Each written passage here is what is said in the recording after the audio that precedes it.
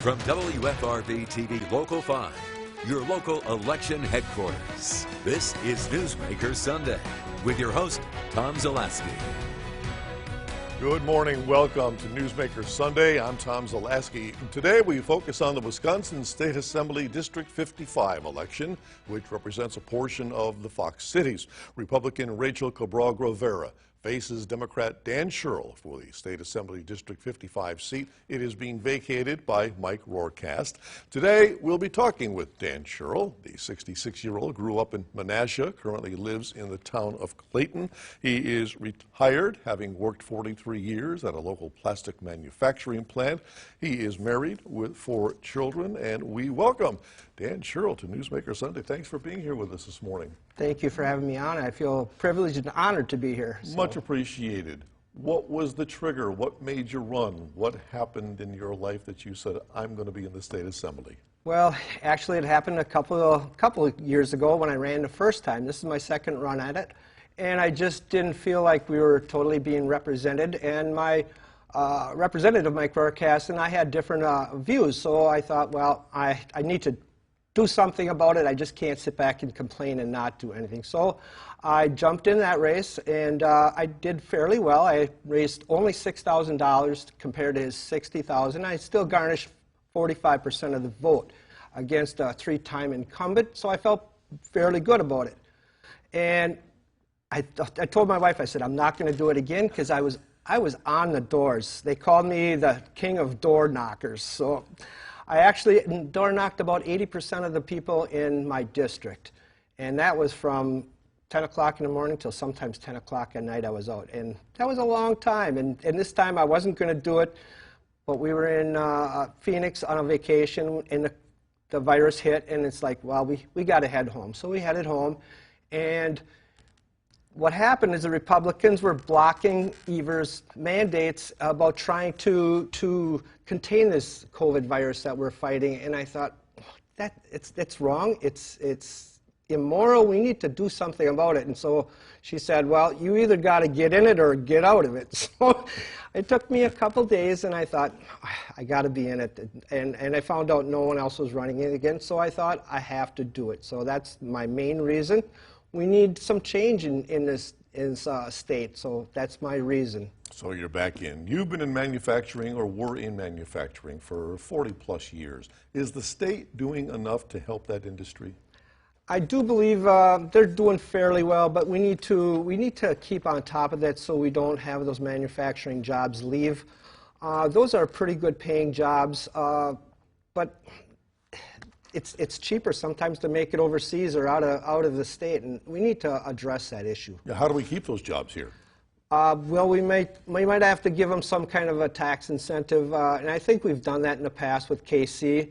And so I think we need to open those avenues and make sure that we keep those good-paying jobs here. Mm-hmm. On your website, Dan, one of your campaign topics, fair maps, the whole gerrymandering issue where the majority party draws our legislative lines. How would you change that process? We need to make it a fair district maps for everyone in the state. The Republicans and Democrats have done it both, and we need to have somebody not represented by those parties drawing those maps. In my district, it's very gerrymandered. The 56th is very gerrymandered. 57th is gerrymandered for the Democrats. So these districts are really not fair when you come to the election process. So how tough is it for you when you're running in a so-called gerrymandered district? Right. It's very, very gerrymandered. It's very hard. I talked with many people that have run in this district before, and everyone says you're only going to get 45%. That's all you're going to get. And you look back at history, and that's what it's always been. You also say you support taking money out of politics. You're calling for a 28th Amendment to the Constitution to overturn what's called Citizens United. Now, for the viewers out there, explain, what does that mean? Citizens United is a Supreme Court decision that was about 10 years ago that said corporations and even unions, all those non-person entities have the ability to throw as much money in our political system as they want. And it's under the table. They really don't have to disclose who they are and where they're given that money. It's very hard to track. It is trackable on some of the websites, but most people will not find that. And so my wife and I, and there was some other people, we went to Neenah, Menasha, Town of Clayton, and all those, I think there's 5 out of 7 districts we hit, and we put it on the ballot or talked to the townships, and it passed by 70, 80, and 90% in some places in the state of Wisconsin. So most people understand that the money in politics is no good. It's like legalized bribery. So we need to change that. November 3rd, Winnebago County also has a referendum, and I'm suggesting everybody to look at that very closely. We need to vote yes on that, and that's another positive to say people, we need to bring that to our attention to our representatives to say we need that money out of politics before we can have fair elections again. So you take the money out of politics. How do you pay for your campaign? I think we need some kind of political reform, campaign finance reform. We used to have something back in the 70s, I believe, where they had checkoff. Remember that on your taxes? It had a dollar checkoff. So I think it's important we find alternate ways to have campaigns. This raising money is crazy. When I first ran 2 years ago, they said, for me to win, you have to raise $100,000.